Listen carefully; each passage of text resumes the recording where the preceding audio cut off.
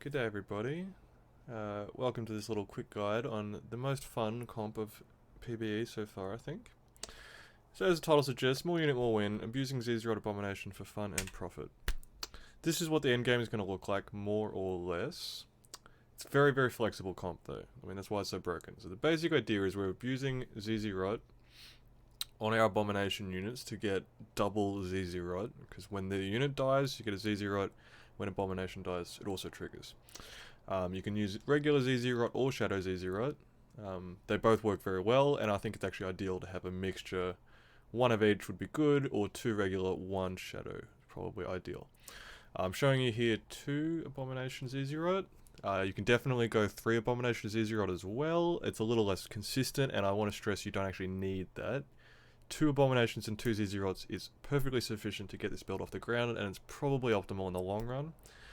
Better off using a 3rd bow on a carry, because Kale is very, very, very strong in this comp, rather than building the 3rd zz'rot. But if you want to meme, if you want to just have fun, you can definitely do that too. So this is what the end game is going to look like. Once we get to end game, our abominations are just going to be in the front line to die, because we need 3 units to die to summon the abomination. We want that to happen nice and early, so our carries have time to go to work, because he'll be the main tank of the comp. Potentially, if you get like a Nunu 3-star, it can also be quite good tanking, but that's not reliable at all. Nunu seems super contested. All the abominations are contested too, but this comp is so broken, even with 1 stars on both of these, this will still work. Abomination will pop out nice and early. We've also got the Kindred Wolf. I don't know if that can die. I think it can. And the Heimerdinger turret can die, and that can all contribute to triggering the abomination nice and early. So I've got here a couple of the carries. This is the 4 Invoker version, which I quite enjoy, but there's no need to go for all 4. You could go 0 Invokers if you wanted. If you got a bunch of Kales early, or just really good Kale items, you can just go Kale. You could go more Legionnaires. The Kindred is quite good for helping stuff survive, and the Wolf extra unit, but not essential at all. Incredibly flexible in the carries. Basically, you just run whatever you feel like. But the 2 I've had most success with have been Kale. Everyone is saying Kale is great, and Karma I also really like, just because Karma's mechanic, her spell, she really benefits from the round being as long as possible, which is what this kind of excels at. Ivern is also really good at extending the round. Daisy pops out, takes a long time to kill. Heimerdinger is also really strong if the round goes really long.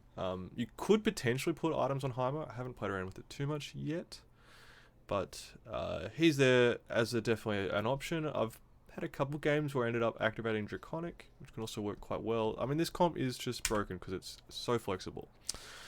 So, going in a little more detail, 2 or 3 Abomination, 2 or 3 zz'rot. I think 2 of both is certainly most reliable and is probably best. If you get a free 3rd zz'rot, if you're getting a bunch of Nunus or somehow a bunch of Rises, you could definitely go 3 as well. But I don't think it's as necessary. You want the greediest possible carriers, to take advantage of the cheap mid game. So that's why our carries are all very expensive. Syndra's just dead activate for Invoker, not essential. You could have 2 Invoker, put something else in, put more frontline in, play it however you want, really. But we've got very greedy carries. Kale 5 cost, Karma 4 cost, Teemo obviously like the greediest thing because you have to spend health. But this Abomination zz'rot is the best way to get them out, and they are very fun to play with. I mean, watching Kale pop off, watching Karma pop off, and obviously Teemo, they're all very, very fun units to play. So while we're playing PBE, highly recommend you try out this comp. It is very, very fun. So you can build any carry, literally any carry in the game. You have Legionnaire from Kale, from Callista. You have Spellcrafter, Spellweaver, whatever, from Brand. So you could build Legionnaire carry. You could build, well, I mean, Kale is the best Legionnaire carry, but you could build any of them. You can build any of the Spellweavers. You can go Vel'Koz, can be quite good. Pop him in this corner as well. Pretty much anything that you want. But Kale and Karma are the most consistent I've found so far. Focus whichever you get more items for. I mean, basically throwing attack speed items on Kale, you're throwing caster carry items onto Karma. Pretty straightforward. Blue buff is exceptionally good on Karma because her mechanic is the more she casts her spell, the stronger it gets.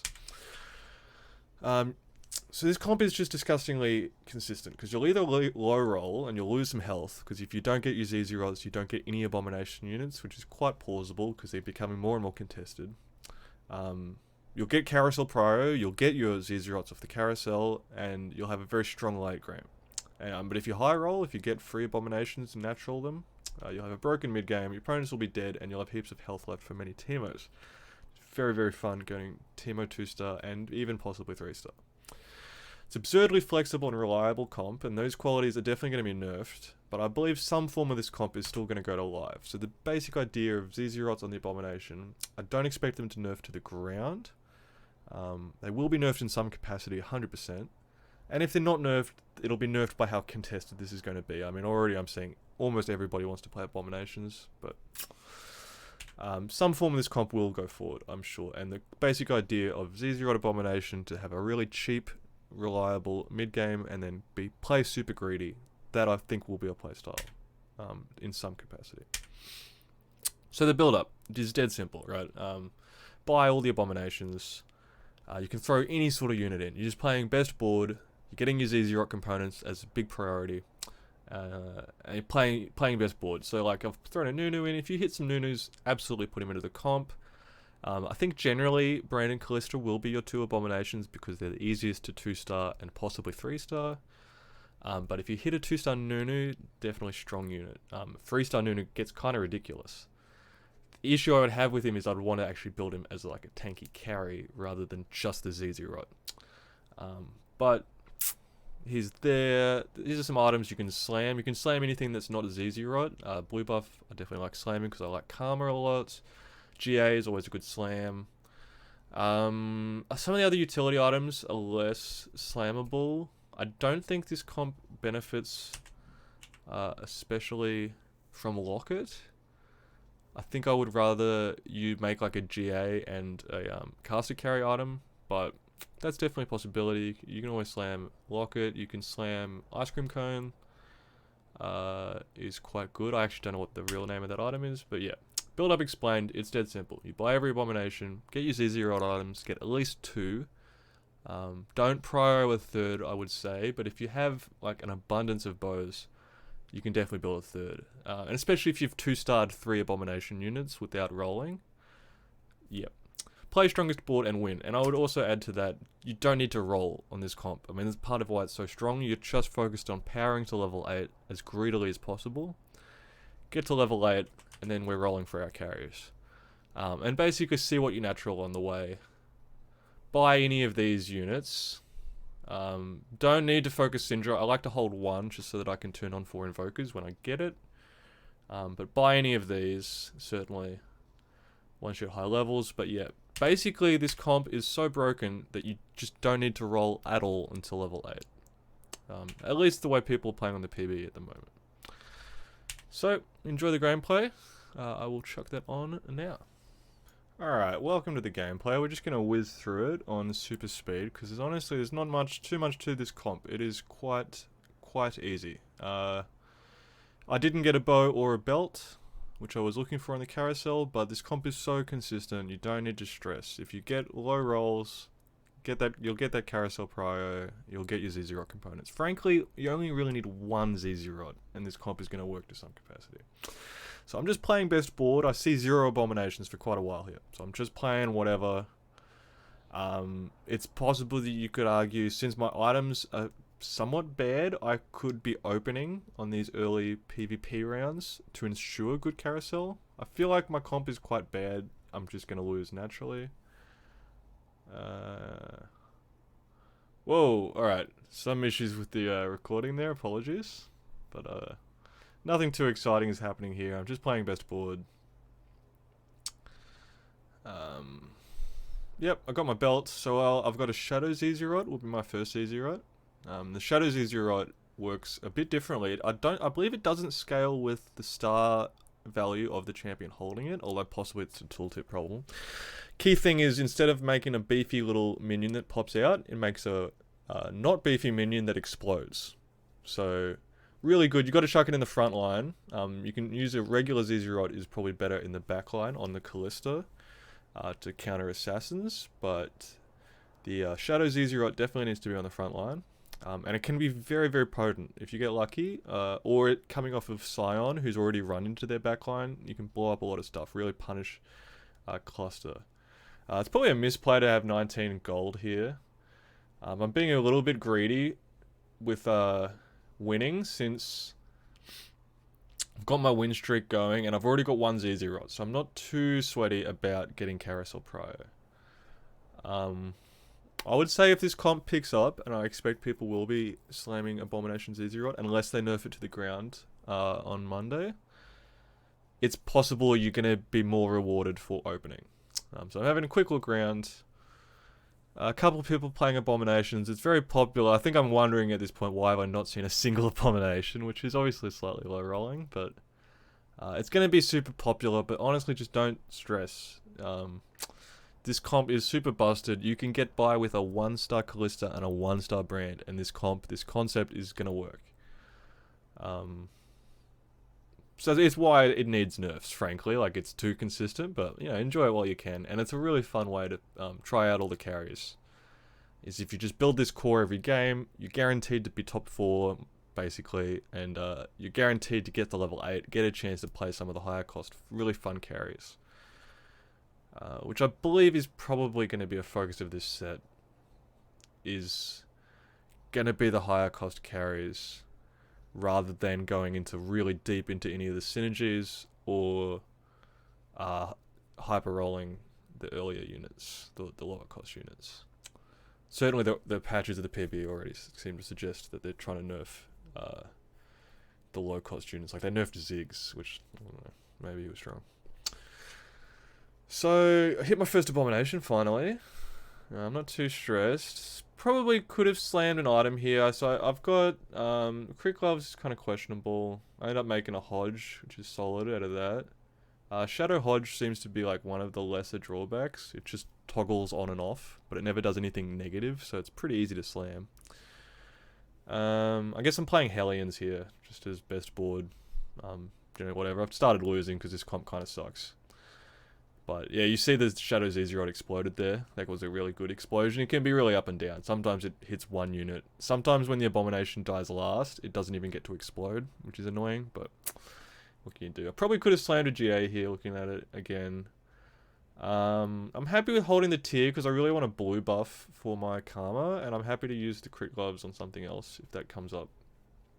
And obviously you don't want to slam anything other than zz'rots that use bows or belts until you get your 2 zz'rots. So Carousel Prio is improving a bit, so I would like to get a bow there. I'm not going to get one, obviously. What do I grab? I grab a rod, because I'm thinking about building Karma. I've already got some items towards Karma. I've got a tier. I've got not an abundance of bows. So the reason I like Karma a bit more than Kale, personally, is because you're using up 2 bows on zz'rots. So I feel like it's hard to then also have really good Kale items. Whereas Karma doesn't overlap at all. Karma doesn't need bows. So I think that's a bit more consistent. Starting to lose here a bit, but we're not stressed. Still haven't seen many Abominations. Oh, I've finally hit my 2 Abominations. I'm not getting any copies of them, which I would say you're probably going to expect at the moment, as Abominations are crazy contested. But comp's going to work. So at this point, I'm now greeting. I've got my 50 gold. I'm just getting 5 interest every single round. I'm not rolling. I believe I haven't rolled a single time. I might have rolled once or twice just looking for a second Abomination. Getting a bit impatient, but I'd say generally just don't roll at all. If your health gets really low, it's a crisis. You can roll, but the point of this comp is to be greedy. So as you can see, I got my second zz'rot. Slap that on, and I've got some recording issues. Apologies. We'll pop back in here. I think my my poor little PC was trying to do a little too much while I was recording this, unfortunately. But you get the general idea. We're not winning every round. I haven't particularly high rolled. Like, both my Abominations are still 1-star, so my Scion is relatively weak. I've now started slamming some items, because I'm seeing here I'm going to slam the blue buff and the Hodge. Because I've got 3 tiers, so may as well. I was prioing getting blue buff. I'm not sure Mordekaiser benefits from blue buff, to be honest. I just think he's really strong 1-star with no synergies. And plus he's got Legionnaire on, so... get an early Teemo, which is fun. I throw him in. I think I also hit a Karma, like natural Karma next round, which which is why I don't put items. One of the dilemmas with this you'll find is, do you put items on Teemo or Karma, because they kind of want similar items. And there's no real right answer. I think Karma is more consistent. Even if you get an early 1 copy of Teemo, you're almost always going to 2-star your... almost always going to 2-star your Karma first. So I think it's safer to put caster type items on Karma. But you can put them on Teemo, and Teemo's a lot of fun. So you do what you want there, really. You notice I got a bow, and I've taken it off Callista. Because, and I'm also playing a Nunu temporarily, which I will sell later on, since I never 2-star him. And then I'll start hitting the carries, right? I've got Karma 2-star super early. Give her the items. That is going to power us through. Board is not optimized here at all. But such is life. I keep hitting some really meaty units. So I've gotten to 8 without rolling at all on the way up, more or less. Now I'm going to start rolling. Now we're going to have more recording issues. Apologies. That's fun. Alright. So I end up with a 2-star Nunu, but I've run out of item rounds, and I never got a third zz'rot. So I'm going to sell him. Actually, no, I think I leave him in for a while. It would probably have been most optimal to sell him. No, I do sell him, and I give the runins off him to Kale. Is what I end up doing. Bramble Vest on Kale, it's not ideal. I could have definitely played these items better. I think in this instance, I probably could have just gone for a Locket and a GA instead of the Hex Tech and the Bramble. But what can you do? The Bramble, I'm just thinking I need Kale to survive. The whole point of Kale is she needs to survive to deal damage. It's not terrible. I've got Nahima. You see I'm getting lots of the expensive units, right? Because I've rushed to 8 relatively early, relatively healthy, and now we're having some fun. Getting the big old funzo units out there. Oh, recording is struggling in this last pad. I'm not sure what happened with the recording, to be honest with you, but apologies for that. I get my extra Kale. I'm quite excited. Kale 2-star is kind of ridiculous. She has Spellweaver spat, which is like not particularly beneficial for Kale, but it's not unhelpful. So yeah, I decided at this point to push 9. I probably should have mentioned in the PowerPoint. Definitely an option to get an early 9 here. If you feel really strong, I feel like I've gotten really lucky with hitting the carries very quick. Healthy, I've been winning mostly for a while. So yeah, gonna go for 9. I'm gonna start losing again on the way to 9, whereas I could have rolled and potentially hit like a 2-star of either Kale or Teemo, but I think my odds are better at 9. You'll notice also I've put both my abominations in the front line now, because I just want them to die and send out the zz'rots and send out the abomination. So we're going to get to 9 on stage 6, which is pretty good for this build. Going to give me a good chance at getting 2-star of my 5 costs. Not interested in those units. Hit the 2-star Kale. Throw in Volibear. I don't think I end up playing him. So I end up playing Verdant, which is pretty decent. Tarek seems like a good sort, a good unit. Verdant's quite fun, although I'm not sure how relevant it is to be CC immune in this set at the moment. Because a lot of things go through CC immunity is the issue with it. I'm starting to hit Kindreds. Kindred, really good unit for this comp. Adds the extra unit in the Wolf. Adds the undieability for Kale, is really nice. And yeah, the end game I probably don't play perfectly, or I probably could have beaten this guy, because spoilers, I end up coming second. The guy who won played Hellions, which I don't actually think is particularly viable, but he beat me, so what can you say? I think he was very uncontested and he high rolled a bit. But yeah, general idea you can see, I got Kindred in. I'm putting the dummy units out the top to make sure 3 things die nice and quick, so the abomination comes out and protects my carries. Get to the 1v1, I get Teemo 2-star with a nothing spat on him. It's Coven spat. Very hard to use. I don't think Coven is viable at the moment, but anyway. End up with my endgame positioning, trying to keep stuff away from his Ziggs and his Teemo, which works to some extent, but I still lose. So, there you have it.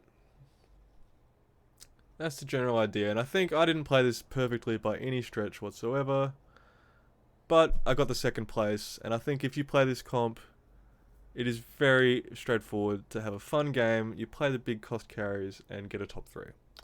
And enjoy PBE, basically. But thanks for watching, guys. I hope this was a useful guide to give you a starting point for how to play the PBE, or possibly live if you're watching this later, although again I would point out this is going to be nerfed to some extent. I still think a lot of this will be viable, and I may make an update video on it in future. Thanks for watching. I would really appreciate a like, a comment, or a subscribe if you feel like it. And have a good one. See you later.